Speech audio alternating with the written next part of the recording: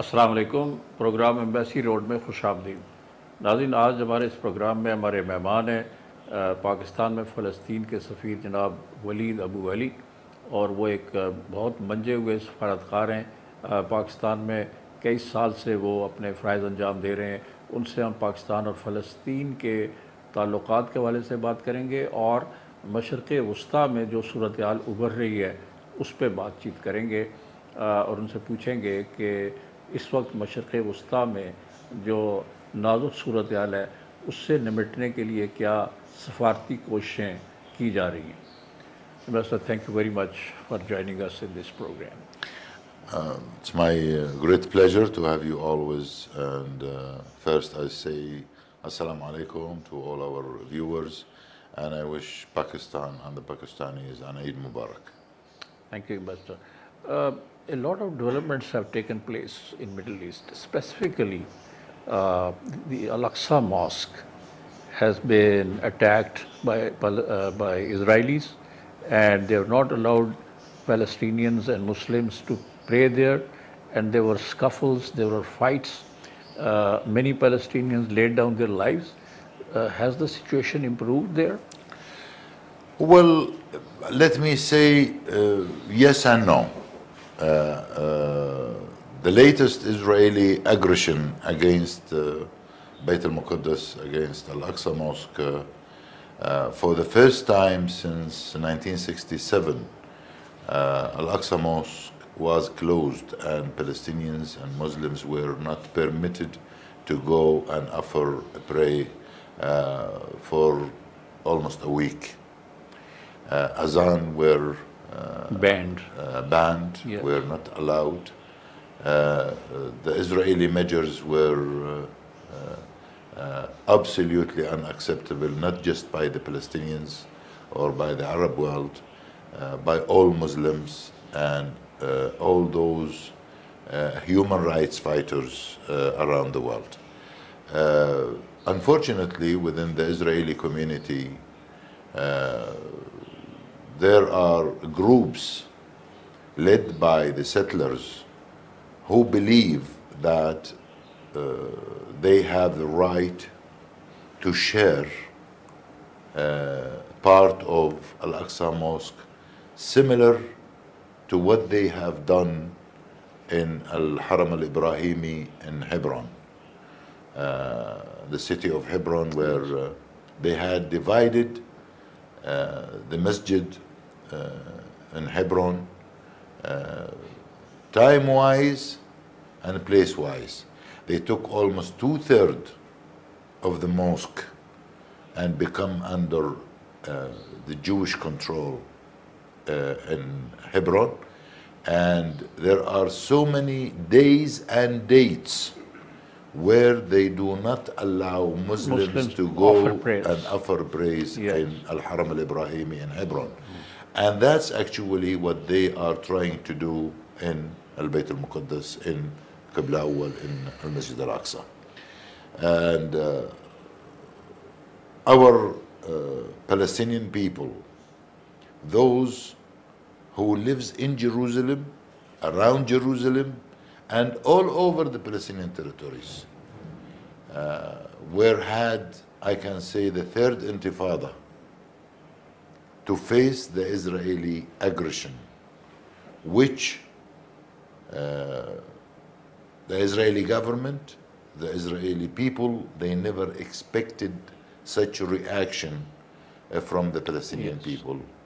Of course, the great support of Muslim leaders, the Muslim Ummah, although Arab countries and many of the Muslim countries are busy with so many other priorities, with so many other challenges. Yes.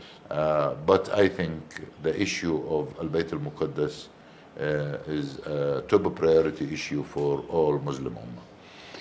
Ambassador, the son-in-law of President of US, Mr. Trump, Donald Trump, Mr. Kushner. Yes, Mr. Kushner is active in reviving the peace process or the process of negotiations in Middle East to find a solution to the problem.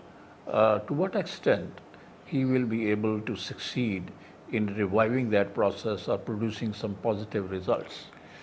Well, before talking about Mr. Kushner and his visit this week, I mean, to the Middle East, and he did tour so many of the Middle Eastern countries, Egypt, Jordan, Saudi Arabia, Qatar, Israel, and our Palestinian territories as well.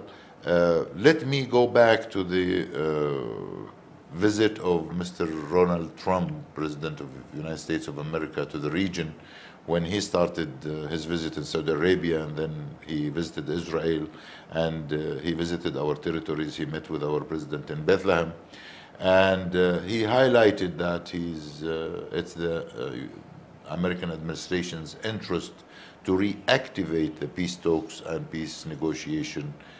But let me be clear, let me emphasize, unfortunately, the American administrations through President Trump were unclear at all whether they are in favor of the two-state solutions or the one-state solution or the non-state solution. So this was There not was clear. no roadmap. Yeah, it is not. They never clarified what kind of solution. We all know that during Obama's administration, they had focused so much on the two-state solutions. And administration at that time had promised that But President Trump, while he was campaigning for the presidency in the US, he issued statement in favor of Israel and pro-Jew statements. Well, we all know that, but your campaigning for the election is one thing, and when you sit on the steering is another thing. I mean, President Trump, when he is in the White House, is different than President Trump when he was campaigning for the election. In addition to that, we have to realize that within the United States of America, they have the institution and they have the system. And I don't think, with respect, I mean, to the president, and he is the president, but still the institution and the system within the administrations, they have, they look for their interests. I mean, whatever he said, I mean, President Donald Trump had created so many enemies when he was campaigning for the election. And I think he had changed when he went into the White House. Obviously. So let's talk about realities at the moment on the ground. President Trump had given a promise that a final comprehensive peace agreement will be achieved during his tenure in the Middle East between the Israelis and the Palestinians. But as I mentioned earlier, he was not clear at all whether he is in favor of a one-state solution or two-state solutions or non-state solutions. What he wants exactly, we don't know.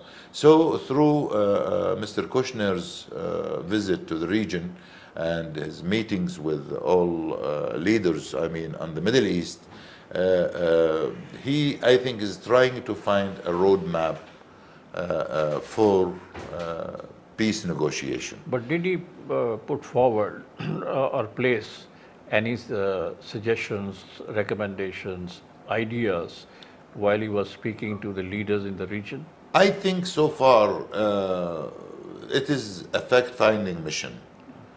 He's trying to find out what can be achieved so far. I think without having a serious involvement of the American administration by having pressurize the Israeli Prime Minister to stop expanding and creating settlements on the Palestinian territories. This will be the positive signal given by the administration towards achieving a two-state solutions where an independent Palestinian state can be recognized as a reality Yes. on the ground to live side by side with Israel.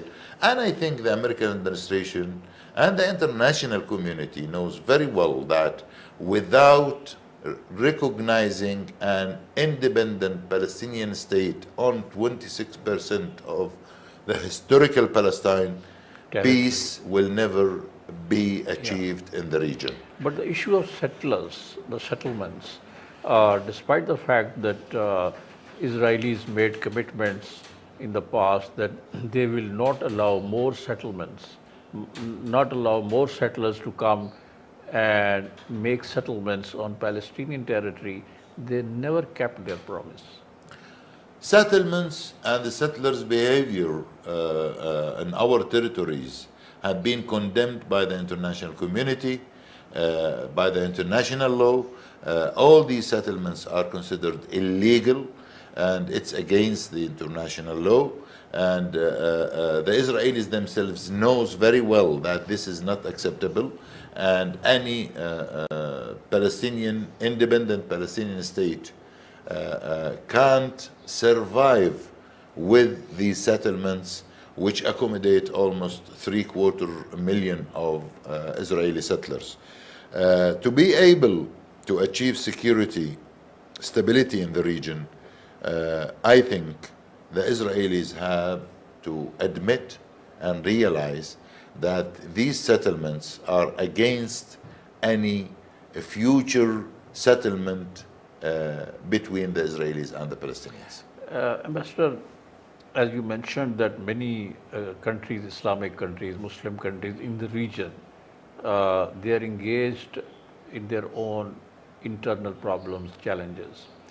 So one assessment by the experts of the region is that because the majority of the Islamic countries or Muslim countries in that region are internally engaged, their focus is on the resolution of their internal crisis, and the Israeli leadership is benefiting from that situation. Definitely, I mean, Benjamin Netanyahu and his government, the Israeli cabinet at the moment, are benefiting a lot out of the chaos situation that we are suffering as a Muslim Ummah. The Israelis are the only winners out of what's going on among the Arab world as a result of what is called in between two brackets the Arab Spring, from Tunisia to Libya, through Egypt to Syria, through Iraq to Yemen. We all, as Arab countries, are losers, and Israel is the winner. Even at the moment, while we are talking to each other, our president is in Ankara, he's visiting Turkey, and the Turks are partners of any settlements in the Middle East, and they have been great support to our cause, the Turks, and they are a main player, you know, because they have good relations with Israel from one side, and the other side they have been a great support to the Palestinian cause.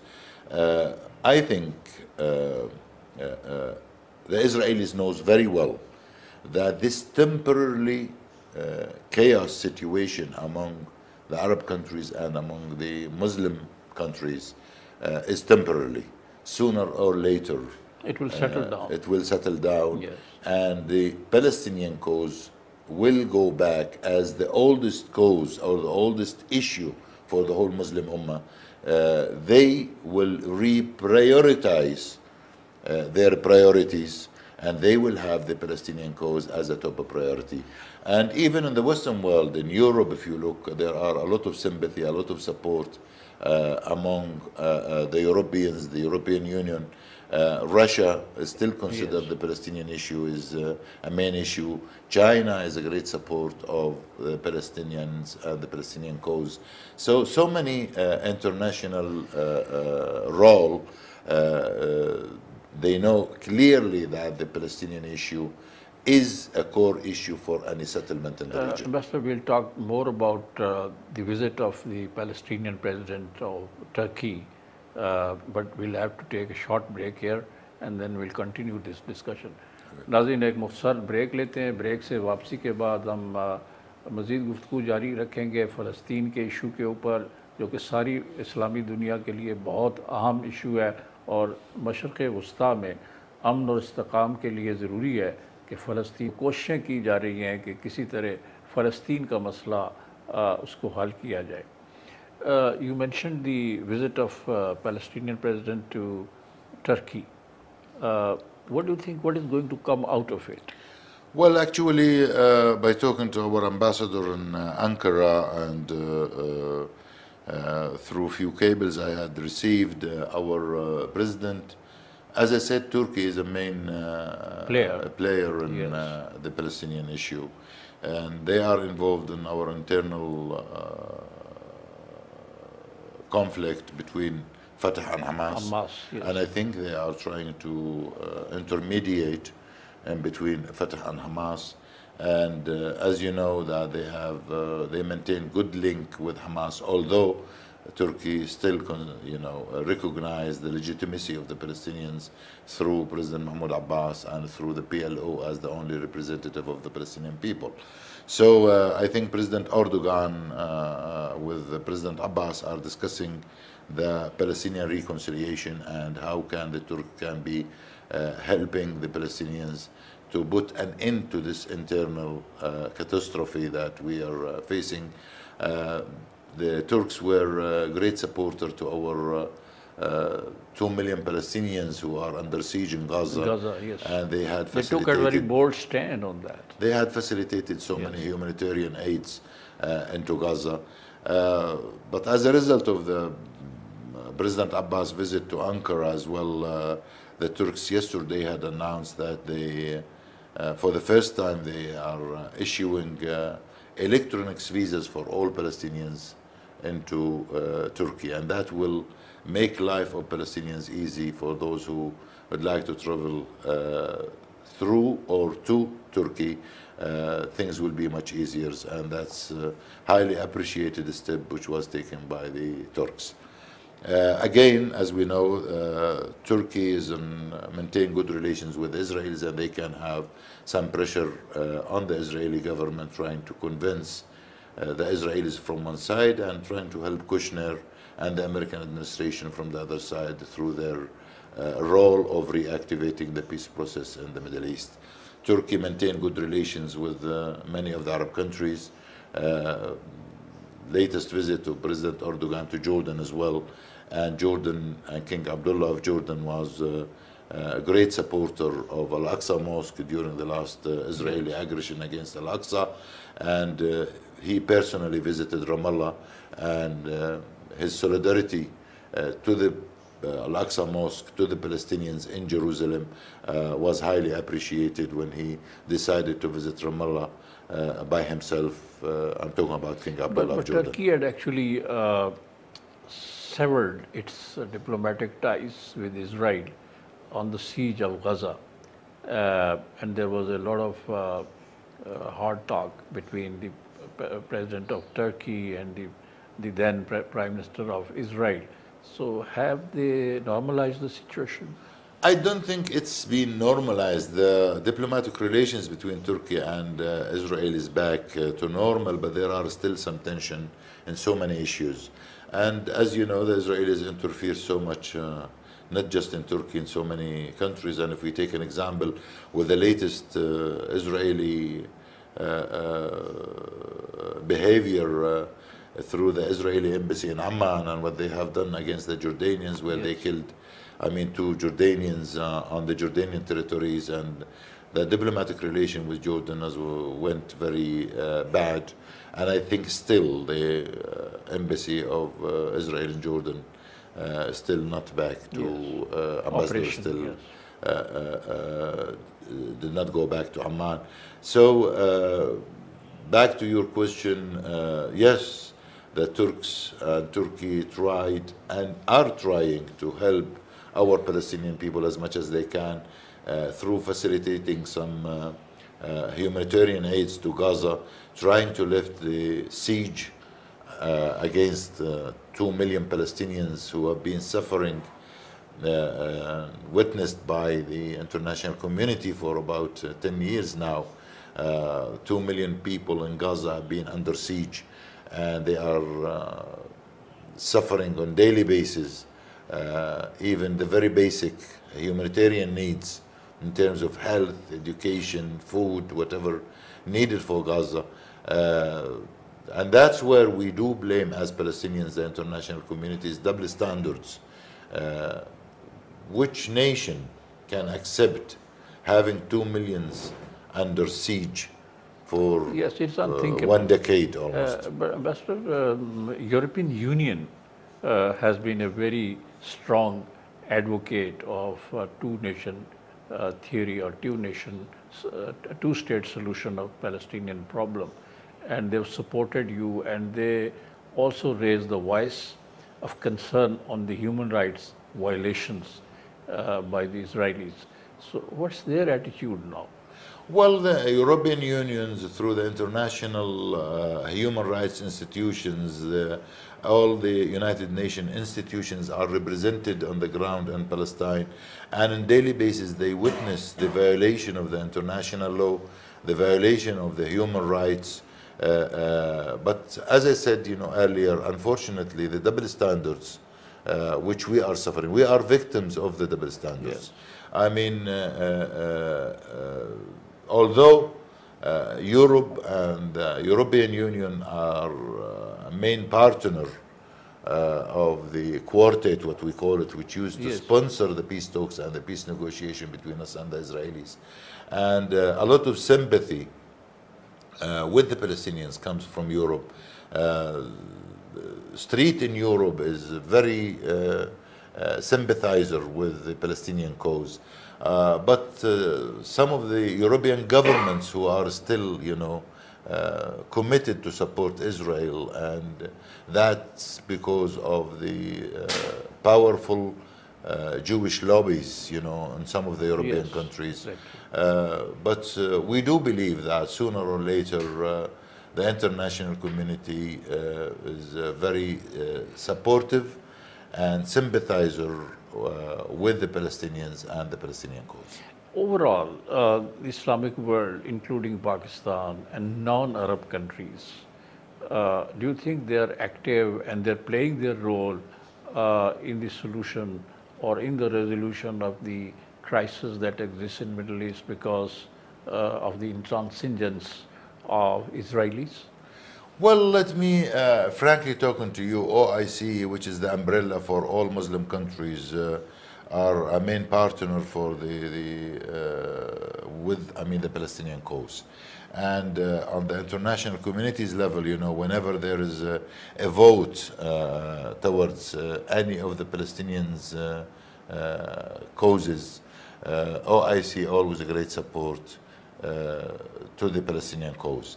Talking about Pakistan, I think regardless of which political party is in Pakistan, which government is in power in Pakistan, I think Pakistan's solidarity to the Palestinians is 100% there. Nobody can question how support Pakistan and the Pakistanis to the Palestinian cause, and even on the international levels in the United Nations General Assembly and Security Council, whenever the Palestinian cause is raised, Pakistan is always a great support to that, and I can't complain. I'm so proud of the great support of Pakistan. Now, some of the Islamic countries, they have some other priorities, they have some other challenges. Like if we look, I did talk too much about Turkey, but we still have to consider that many of the other Muslim countries, like in the Far East, Indonesia, Malaysia, are great support as well to the Palestinian cause. Although many of the Arab countries are facing so many challenges, but when it comes to Palestine and the Palestinian cause, I think they extend full support. Yeah, a full support is not negotiable. Last meeting between, which took place on the foreign ministers level in Cairo, between our foreign minister with Egypt and Jordan, they had prepared for Mr. Kushner's visit, and they've agreed on one agenda on what we need to do, raise up what we need to talk with the American administration. So cooperation and coordination among the Muslim countries is there, and we always we are appreciating their backup and their support to the Palestinian cause. Within Israel, there used to be some voices of sanity. Israelis, some human rights organizations, some people, they were supporting the Palestinian cause. They wanted the two-state solution to this crisis. Have those voices died down, they're weakened, or they're still there? It is, unfortunately, it's a very weak voices. I mean, the Western world blame Muslims and Islam with radicalism, with extremism. But I think if they look in depth, they will find that extremism among the Israeli community has gone too far to the right. Politically, in Israel, if you look into the political parties map, Likud parties or Labour Party or Kadima or all the Israeli political parties are there.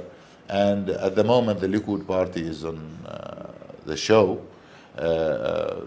Benjamin Netanyahu's party. Yeah, Netanyahu's party. But in reality, if you ask me as a Palestinian who is facing on daily basis the Israeli behavior, the strongest party in Israel at the moment are the settlers. They are the most powerful, although they are not a political party. But the settlers are the decision makers of the Israeli policies at the moment. Because if Benjamin Netanyahu and his coalition at the moment in the Israeli cabinet decide to show any flexibility politically, I think the government will collapse, because within his cabinet, 6 of his ministers are settlers. So the most powerful group in Israel, lobby in Israel at the moment, are the settlers. But Master, these settlers, there are Jews coming to settle in Israel from all over the world. This is continuous process, or it is subsided or gone down? It's an ongoing mechanism. It's an ongoing process. Settlers are encouraged. For those who decide to go and live on the Palestinian territories, they offer them financially. They are under the support of the Israeli army. The Israeli police supports them. When they go and decide to build any settlements anywhere, they are very well supported by the Israeli army, by the Israeli police. When they go and enter the center of Hebron, Shuhada Street in Hebron, with the support of the Israeli police, where there are many roads within our own territories, we are not permitted to use. It's only settlers' roads. It's for the settlers. And they are secured by the military. Secured by the Israeli army and Israeli police. So they got all what they want out of the government, financially, security, protection, whatever they need, all facilities, even the infrastructures. When they decide to create a new settlements, electricity, water, sewage, they have all the whole infrastructure facilities they are provided. Yes. And it's our own water. And one of the main challenges, one of the main major issues between us and the Israelis is the water challenge. Yes, I know. And they are using our own water. And as far as I know, Palestinians to the Israelis 1 to 70 liters. Like if the Palestinians use 1 liter of water, the settler use 70 liters of water. So this shows you how well supported the settlers are receiving from their Israeli government. So on the issue of water, is there any settlement or a formula how to use this water? Well, I don't know how can we get a formula.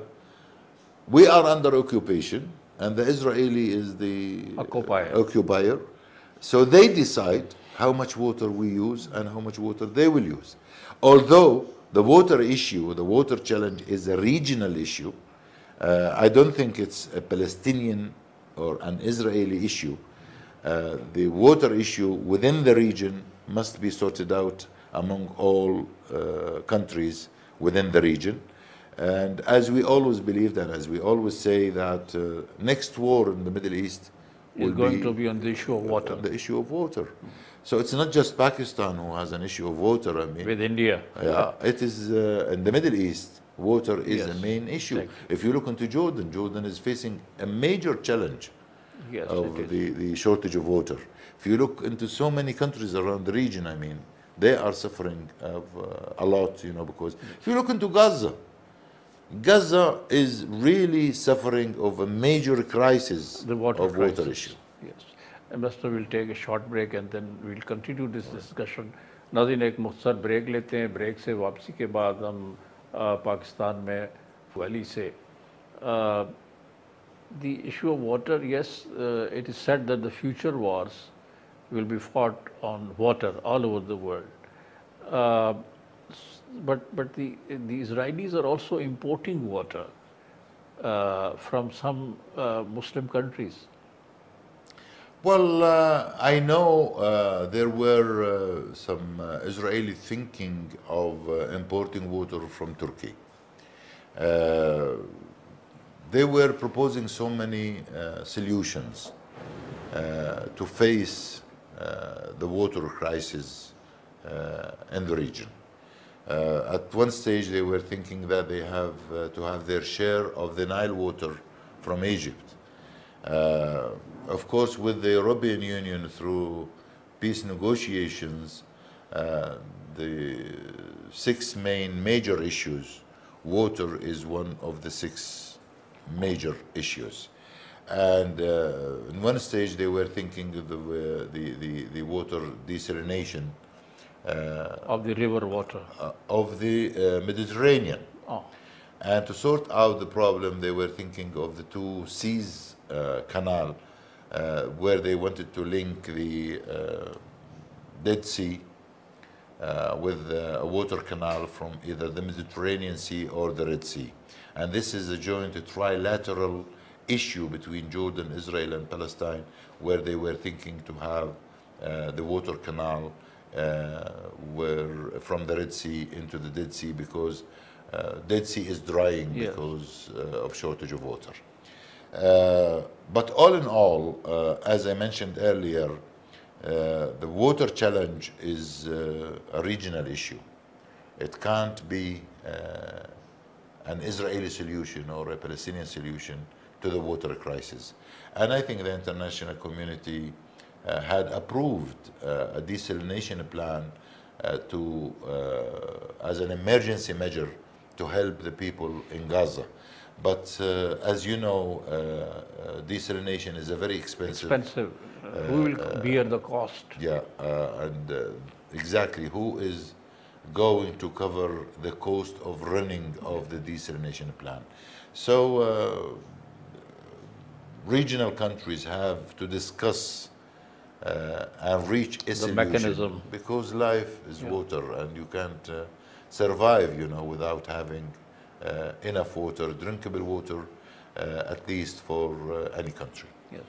Master, now that the Muslims all over the world will be celebrating Eid al-Adha, on this occasion, if you have some special message for the people of Pakistan and for Islamic world in general, what would you say? Well, number one, let me start with Pakistan. I wish Pakistan and the Pakistanis an Azha Mubarak. And the greetings were exchanged between our leadership and the Pakistani leadership on the presidency's level, prime minister's levels, and the foreign office as well. And so we wish Pakistan and the Pakistanis Eid Mubarak. And we pray for Almighty Allah that the whole Muslim Ummah, since they are able to gather in the biggest and the huge conference in Mecca al-Mukarramah around Al-Kaaba, where all Muslims are unified. We pray for Almighty Allah that this ummah can be unified and be a one ummah, face the challenges and work for the benefit of all Muslims around the global. Since we all know and we believe that Islam is the religion of peace, religion of humanity, religion of rights, religion of fairness. So can we, on behalf of all Muslims around the world, say that we want to live in peace and we want to enjoy peace, although a very negative image was given in particular to the Western world about Islam and Muslims. I think Western world has to understand that Islam and Muslims are the holder of peace and humanity, and we care about others. They try to link terrorism with Islam, extremism with Islam, violence with Islam, and I think we are, as a Muslim ummah, we are victims of extremism, victims of terrorism. Yes, state and terrorism. We paid the bill, I think, as much as Pakistan had paid a huge bill, I mean, by terrorists and terrorism. Master, this Eid al-Adha, also underlines the importance of sacrifice. Although we sacrifice animals on this occasion, but it also kind of enhances the spirit for sacrifice. So that's the message for the Muslim world. Well, I think there's a clear ayah, clear paragraph in Holy Quran. Although we sacrifice the animals, Allah subhanahu wa ta'ala is not benefiting out of its blood or its meat. The message when Sayyidina Ibrahim alayhi salam had sacrificed for his son Ismail, and he was asked by Almighty Allah subhanahu wa ta'ala to do so, it was a clear message that to save a human life, we sacrificed the animal. Yes. And that's the clear message, you know, or the principle of sacrificing during Eid al-Adha. So during this Eid, with those who are able to sacrifice, because there are so many poor Muslims who cannot afford even to sacrifice, I think it's the time for all those who can afford to sacrifice to remember the poor ones, people, yes, and share with them what they can't afford to do. All in all, as I said, I believe that Islam is a religion of equality, fairness. We have to be fair and equal among ourselves before we think of somebody else. And then our message to the international community will be clear if we are great supporters of each other.